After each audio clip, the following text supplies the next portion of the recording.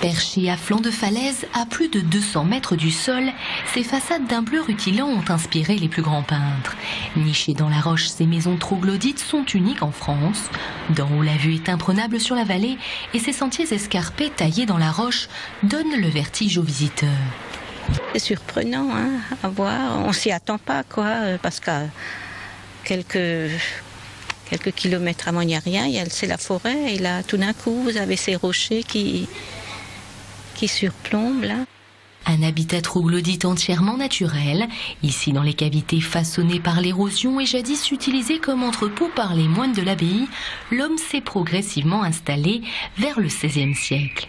Donc on voit bien ici la configuration du site, c'est-à-dire c'est entièrement naturel. Vous voyez qu'au-dessus nous avons le rocher, derrière nous avons le rocher, en bas pareil le rocher, le grès Vosges des Vosges du Nord. Donc pour avoir sa maison c'était tout simple, il suffisait de mettre un petit mur en façade, parfois un bout de toit et puis ça y est, vous aviez votre demeure. Plus simple, plus économique et surtout à l'abri des inondations, ces maisons des rochers, comme on les surnomme dans la vallée, sont aujourd'hui la fierté de Marc Buchardt, le gardien de ces lieux. Donc ici on va arriver dans la pièce d'habitation. Avant on était dans la partie... Sous les rochers, le temps semble comme arrêté. Ici le visiteur imagine les conditions rudes de ces troglodytes sans eau ni électricité. Une vie quotidienne pourtant facilitée par quelques aménagements pratiques. C'est vraiment de l'eau qui suintait du rocher. Donc il fallait l'évacuer. C'est pour ça qu'il y a ces petites rigoles qui ont été taillées pour évacuer l'eau. Au fil des dernières décennies, cet habitat pittoresque se dégrade. Sous la roche, la mousse envahit les murs et ces constructions sont aujourd'hui désertées. Pourtant, au XXe siècle, ce sont 3 maisons et une trentaine de personnes qui vivent dans ces pièces minuscules. Sans compter l'atelier et la fabrique d'allumettes, c'est tout un village miniature perché à flanc de colline. Catherine Ottermann dit qu'elle vivait ici avec ses 8 frères et sœurs. Et que même sa tante y aurait habité. Donc il y avait deux chambres, une petite cuisine, les enfants qui dormaient au-dessus de nous dans un espace dortoir. En dépit des conditions de vie rudes, inconfortables, Catherine Ottermann y vit jusqu'à son décès en 1958. Elle est la toute dernière troglodyte de la vallée. Cette véritable légende, la Falsecat, celle que l'on surnomme ici Catherine du Rocher, y accueille d'ailleurs volontiers les visiteurs de passage. Comme on peut le voir sur la photo, il y avait beaucoup de touristes qui venaient déjà à Graufthal pour se promener, pour lui rendre visite, pour voir un peu ce site un peu particulier. Et donc en contrepartie, il lui donnait 2-3 sous pour la remercier de la laisser rentrer chez elle.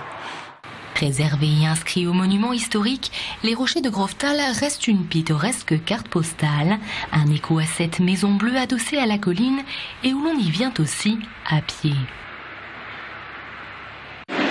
Ils étaient 6, venus de Lorraine pour participer aux sélections régionales du meilleur jeune boulanger qui se déroulaient au pôle des métiers d'Épinal mardi.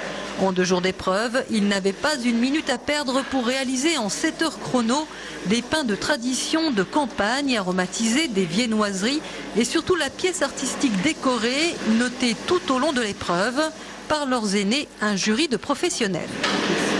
La différence avec la finesse de la pièce terminée qui va être la base du buffet, parce qu'en général ces gamins-là font tous en général du bon pain parce que ça fait 4 ans qu'ils font du pain, et puis l'originalité qu'ils auront dans les pains spéciaux, dans les goûts, dans les parfums. La veille, ils ont préparé pâtes et levain, une étape essentielle de la tradition boulangère.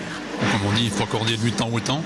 Donc là, tout ce qui est croissant et brioche, donc c'est forcément meilleur dans la fabrication de la veille, et plus les préparations de levain qu'ils ont réalisées. Donc il y a plusieurs techniques de fermentation de levain qui sont adaptées aux jeunes, donc ils connaissent parfaitement.